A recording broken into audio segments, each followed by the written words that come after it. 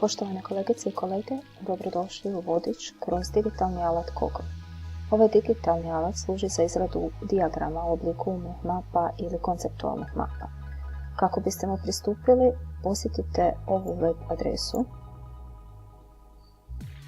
te se prijavite.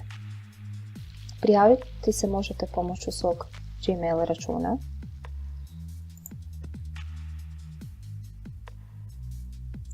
Te će vam se tada pojaviti ekran koji vam nudi nekoliko mapa.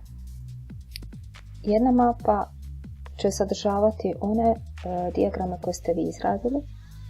U drugoj mapi će se spremati dijagrame koje je netko podijelio s vama, dok mapa galerija zapravo sadrži dijagrame koje je netko drugi izradio i koji su postavljeni na javno, s obzirom na to da besplatna verzija Google nudi samo 3 privatna dijagrama, a sve ostale trebate postaviti kao javne dijagrame, kao što ovdje možete vidjeti. Kako biste izradili svoj prvi dijagram, odete na opciju Create Diagram i pojavit će vam se ovako nešto. Ovaj prvi oblak služi za naslov. Kao što vidite, on vam nudi opcije uređivanja teksta, umetanja poveznica, umetanja slike ili možete ubaciti neki određeni broj ikonica uz svoj naslov. Na primjer ovako. Osim toga, veličinu možete namještati povlačenjem ugla. Znači ovdje mijenjate veličinu slova, veličinu ovog oblaka. Dalje, kada želite dodavati grane, pojavit će vam se plusevi na stranicama početnog oblačića. I eto, možete ubaciti koliko god oblaka, to jest koliko god grana trebate.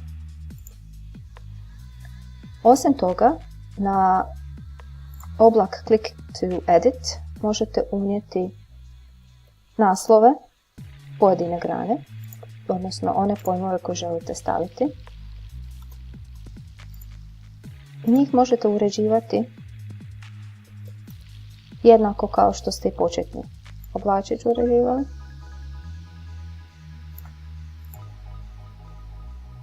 Te i dalje možete dodavati grane koje vam trebaju.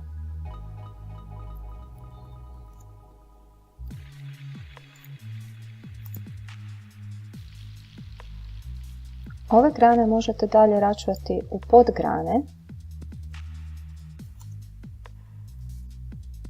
ovisno koliko ih trebate.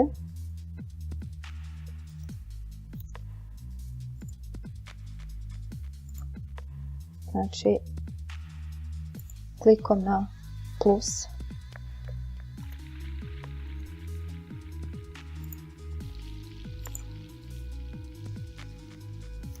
također možete i namještati raspored tako što ćete povlačiti grane.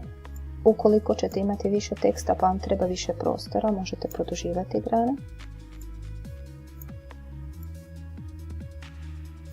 Dakle, možete ih raspoređivati onako kako vama odgovara za pojedinu mapu. Također možete i uređivati desnim klikom promjena boje, možete obrisati neku granu ukoliko vam smeta, ukoliko ispadne da vam je nepotrebna. Možete kopirati granu. Možete i ovako dodavati podgrane. Znači desni klik, Add Branch. Nažalost, besplatna verzija je nešto ograničena opcijama, pa nećete moći koristiti sve opcije koje Google ima. No, vjerujem da će vam i ovo što vam besplatna opcija nudi biti dovoljno. Nakon što ste završili svoj dijagram, možete dozvoliti da vaš dijagram, vaša mapa bude javno dostupna kako biste je mogli podijeliti sa svojim učenicima. Tada će se ona vjerojatno pojaviti u onom folderu Gallery koji smo vidjeli na početku. Ovu mapu sam sada ja učinila javnom i klikom na ovu opciju vraćamo se na početni zaslon. Vaša mapa se sada pojavila ovdje na početnom zaslonu.